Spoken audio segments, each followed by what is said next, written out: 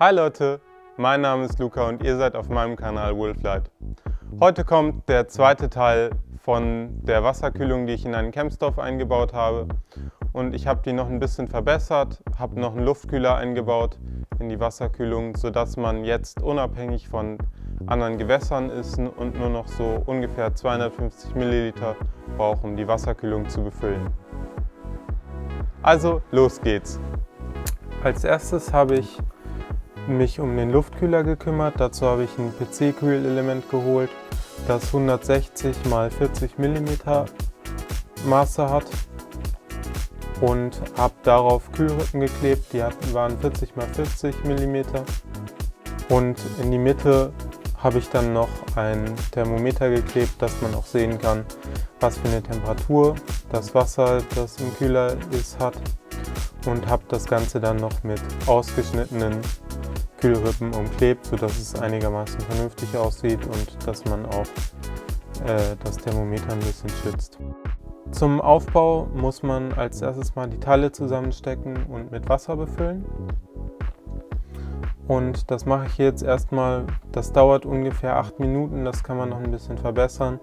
Währenddessen erzähle ich euch mal, wie das Ganze funktioniert. Das System besteht aus dem Campstove, in dem der Strom produziert wird und wo das Wasser die Wärme aufnimmt.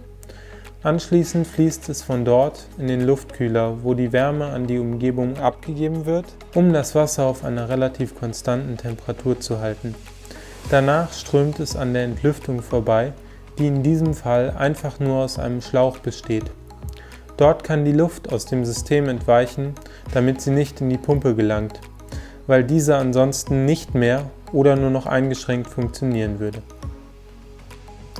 Hier bringe ich die Entlüftung erstmal auf eine erhöhte Position. Dann kann die Luft besser entweichen. Als nächstes muss nun das Feuer gestartet werden, damit der Strom produziert werden kann und ich die Pumpe starten kann, weil diese nämlich mit dem Strom vom Campstove läuft.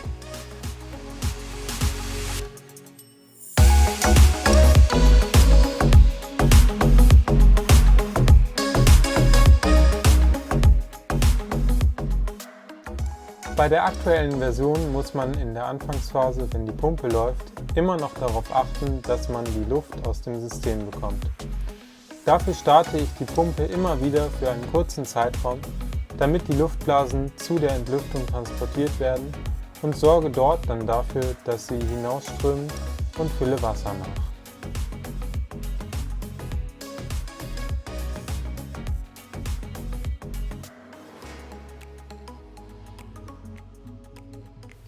Jetzt sieht man das erste Mal den ganzen Aufbau. Ganz hinten sieht man den Luftkühler und das Schwarze im Vordergrund ist die Pumpe. Und ich habe noch ein Thermometer und eine Uhr dazu gestellt, dass man so ein bisschen die Außentemperatur sehen kann und auch die Uhrzeit, um das Experiment so ein bisschen auch zeitlich zu verfolgen.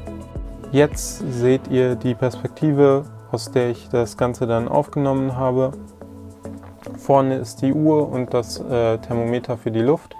Hinten ist der Wasserkühler, da sieht man auch ganz leicht die Temperatur, allerdings nur, wenn man es auf einem größeren Bildschirm sieht, leider. Und auf der linken Seite sieht man die Temperaturanzeige vom Campstove.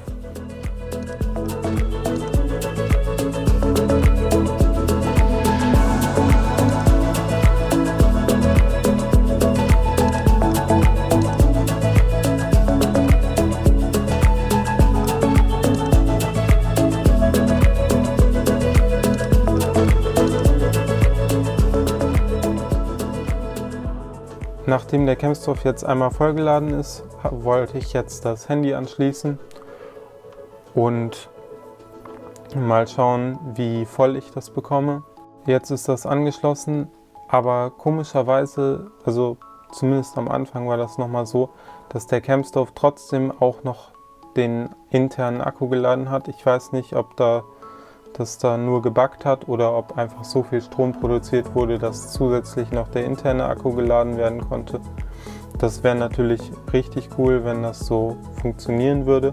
Ich habe dann an der Stelle das Experiment abgebrochen, weil es auch schon relativ dunkel war und der Campstove lief, glaube ich, 2 bis 3 Stunden und man merkt daran jetzt, dass einfach die Technik geupgradet werden muss. Auch wenn das Ziel vom Experiment nicht erreicht wurde und wir das Handy nicht vollladen konnten, finde ich, war das sehr effektiv, weil man gesehen hat, dass der Luftkühler auf jeden Fall genug Temperatur abgibt, sodass die Wasserkühlung sehr lange Zeit laufen kann. Das waren jetzt 2 bis 3 Stunden. Und die Temperatur des Wassers ist nicht über 34 Grad gegangen. Und das ist eine super Temperatur, sodass der Campstove auf jeden Fall laufen kann. Natürlich muss man dazu sagen, dass die Lufttemperatur auch nur um die 10 Grad war. Das müsste man jetzt noch mal schauen, was im Sommer da mit dem Campstove passiert. Aber was man auf jeden Fall festhalten kann, ist, dass wenn man den Campstove jetzt noch weiter verbessern möchte, dass man die Pumpe in das Gehäuse bauen würde und auch die Entlüftung, sodass man nicht mehr so viel Kabelgedöns außerhalb des Gehäuses hat, also nicht mehr so viele Schläuche. Und man müsste den Akku noch größer machen und auch schauen, dass die Ein- und Ausgangsleistungen, die in den Akku reingehen oder die der Akku ausgibt, auf jeden Fall zu den Leistungen passen, die da halt ein- und ausströmen. Und diese technischen Aspekte müsste man jetzt verbessern. Das kann ich leider nicht so gut, da kenne ich mich nicht so aus, aber ich bin auch schon mit BioLite in Kontakt und werde versuchen, dass die das vielleicht möglich machen. Und ansonsten werde ich mir jemand anderen suchen, mit dem ich das vielleicht umsetzen kann. Falls einer von euch da draußen da ein bisschen Ahnung von hat, von Elektrotechnik, kann er sich gerne mal bei mir melden.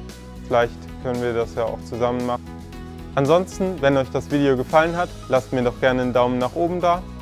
Ich verlinke euch hier die Playlist zum Campstove und hier unten verlinke ich euch ein anderes Video von meinem Kanal. Und wenn ihr kein weiteres Video verpassen wollt, dann könnt ihr mich hier oben gerne abonnieren. Bis zum nächsten Mal, bleibt gut drauf und ciao!